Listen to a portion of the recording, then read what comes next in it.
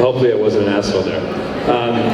But I just couldn't hear. So the thought I have for all three of you is you guys have been doing this for a long time, and there's so many similarities of your businesses, but you guys have all built your own category. So can you talk a bit about how crazy you were with the ideas you guys had, and were you double thinking, like, is this the right idea?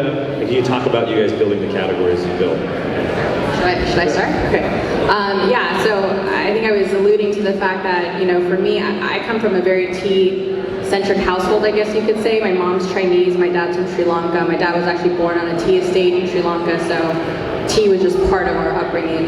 And so then I started, the reason I was in the Bay Area, I was working in Silicon Valley. I wanted, you know, like I said, a really premium tea experience, but without the hassle of steeping it, straining it, and tea bags just didn't really live up to, you know, my expectations.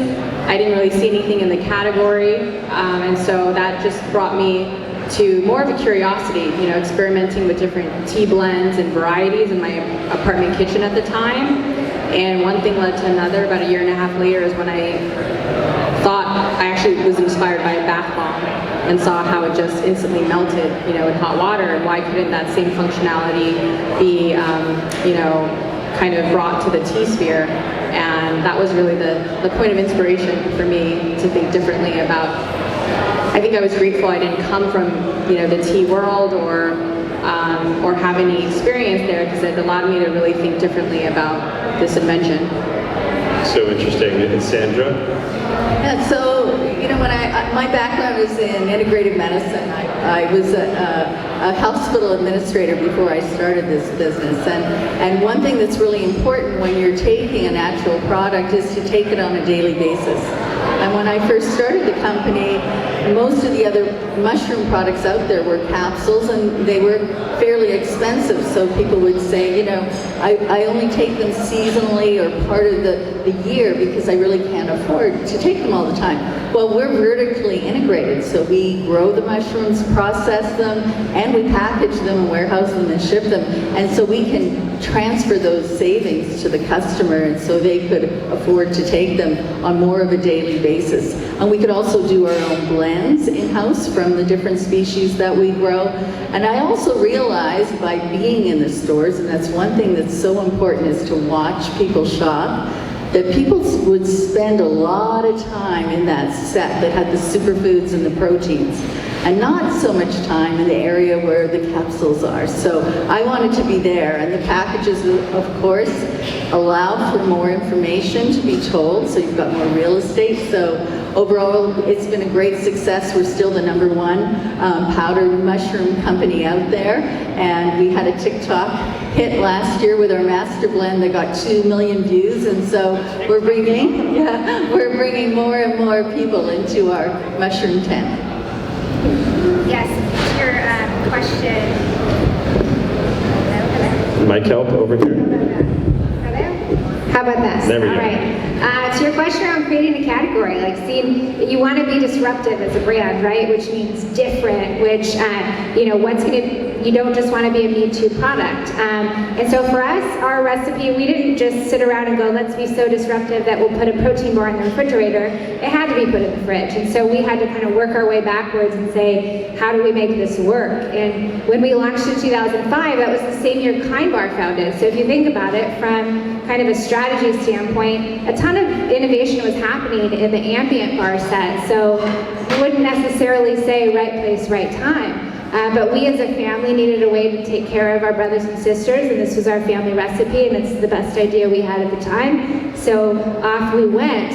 This was the same year Chobani founded. So think about the innovation that was starting to happen in the dairy set, which is really the main area we've landed between dairy and produce.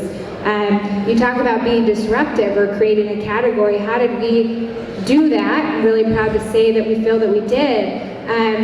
Stand behind a demo table, really get to know your customers. To your point around sampling, get into Jimbos and stand there and listen. And I have done tens of thousands of demos, as all of my brothers and sisters have too. I'm one of 12, so there's a lot of demo people to go around. But we stood there for years, and we were bootstrapped for the first 10 years, self-manufactured.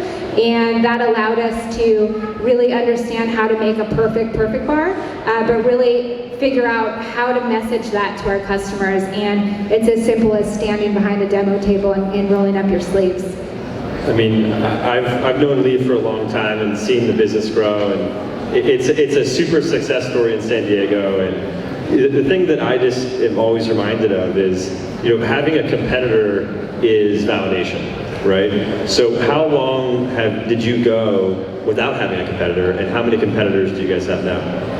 We saw like Kraft launch this milk bar like a few years in, and the box was exactly the same size as ours, and you're like, wait, what? And then that failed, and Pepsi came into the set with a naked bar, and that since discontinued. Most recently, Kind launched a knockoff Perfect Bar, and that discontinued last year. And so just seeing a brand like Kind come in and really try and follow suit with a refrigerated peanut butter protein bar, we're really proud. I think you also, when that is happening, stay the course, right? Keep your eye on the ball. Like, what does our brand stand for? What products do we want to make? And stay really focused on yourself, and don't try and go everywhere. There's been a lot of trends come and go. We launched a high-fat peanut butter protein bar during the Atkins era. And so, but that was our family recipe, and it was good for us, and we understood it, and so we really stayed the course and educated around fat. Now we educate around our honey sweetener with sugar, and we'll just continue staying the course. It's whole food, minimally processed, simple ingredients, and it's authentic and true to us.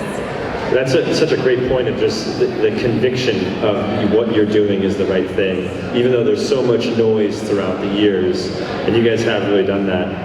Sandra, I'm curious from your point of view, for anybody that hasn't had products, I feel like for me, I knew about the brand, and then I went to Sprouts one day and there were 30 SKUs. It just kind of feel like it came out of nowhere, but it wasn't out of nowhere. Can you walk us through a bit the supply side and then the brand side? Because you guys have a big brand.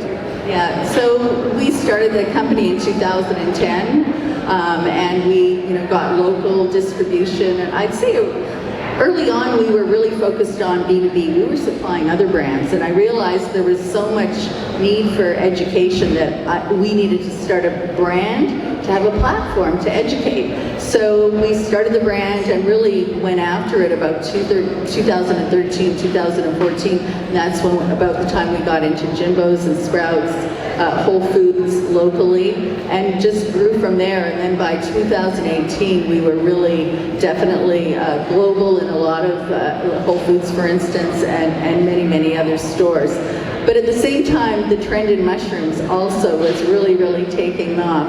And so our philosophy is that if someone's going to launch a mushroom product, we want it to be our mushrooms. It's a win-win in many ways. And the channel at the time was really very small. And so our other goal was to grow the pie, grow the channel.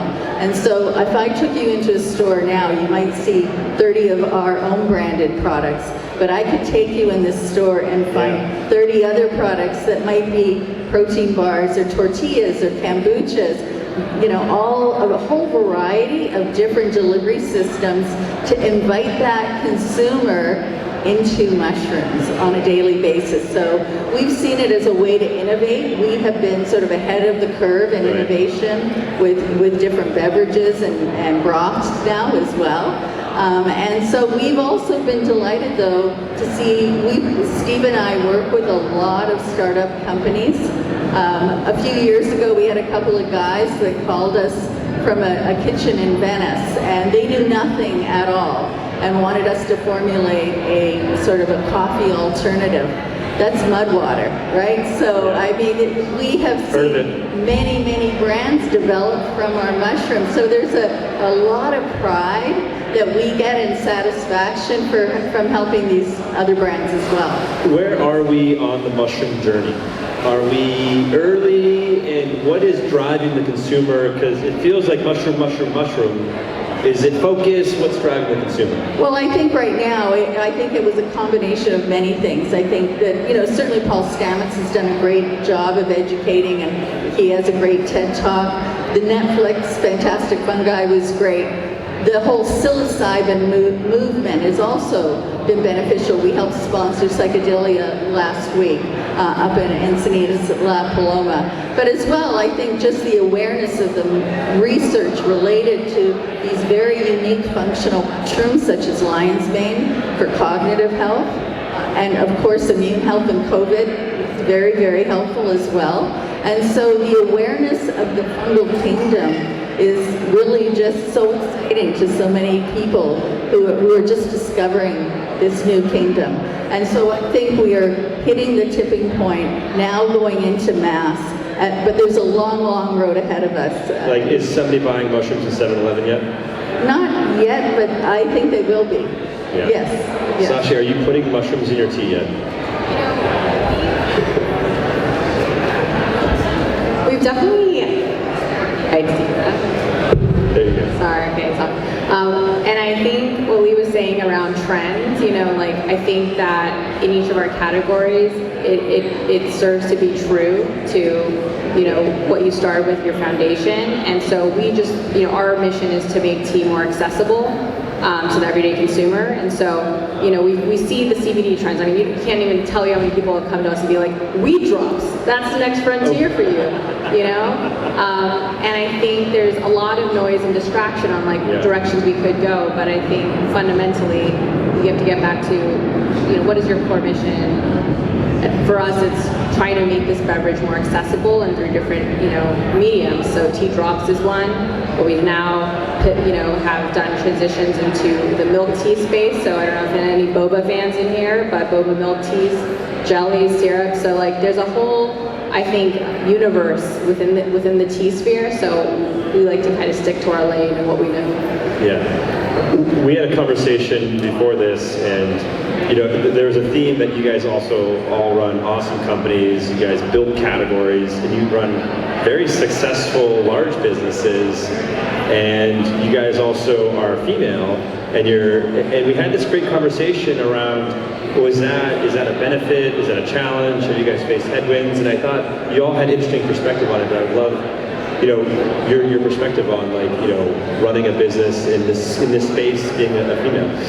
Yeah, I mean, I probably had a more kind of a different perspective, I think, from the normal narrative. I just think running a business, regardless of gender is a freaking hard thing. Yes. It's so freaking hard. Yeah. I mean, if I knew now, if I knew then what I know now, I don't know. I don't know if tea drops would exist, honestly. So I think it's hard regardless. I think that women face unique challenges for sure, whether it's more household responsibilities, childcare, etc. But I think the journey is difficult, and I think that when we bring focus to it's because I'm a female that this is hard, I think it's a distraction.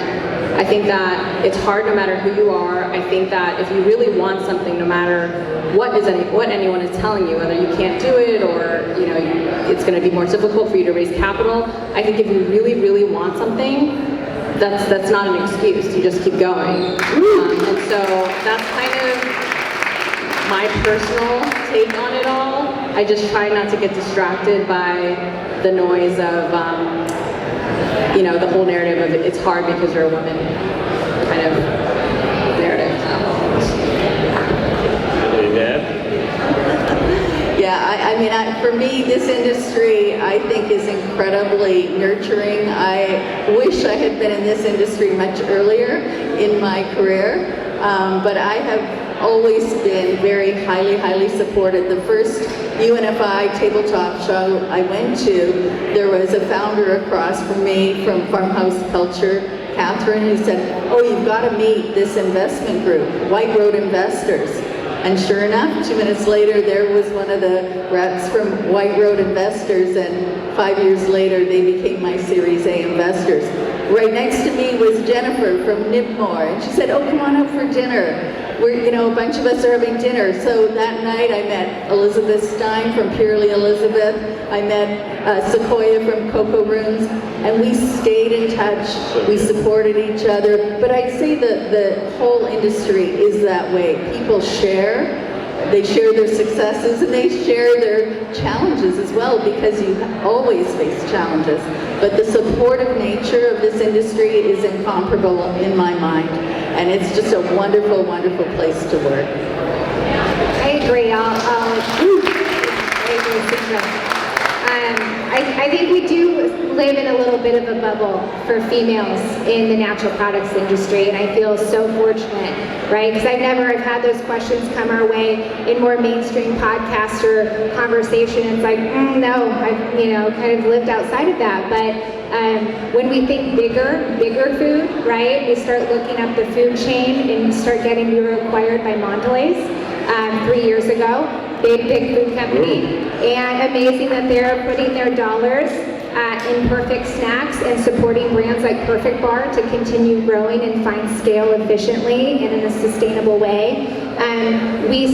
That's where you start to see the disparity, right? When you get into bigger businesses. And so there's organizations founded by VMG in the natural products community called the Women on Boards Project. They've placed 56 females on boards across the globe in the last 3 years or so. So there's just amazing movement really starting here that affects so much more than just the natural products industry. And I'm having my third daughter here in a few weeks. So I'd like to think that, this industry is just one of those little bubbles that can sit there and start to affect a lot more, because you don't find this type of support in other industries in, say, finance or wherever it may be. Head to Wall Street, it'll look very different than the support we feel in this room.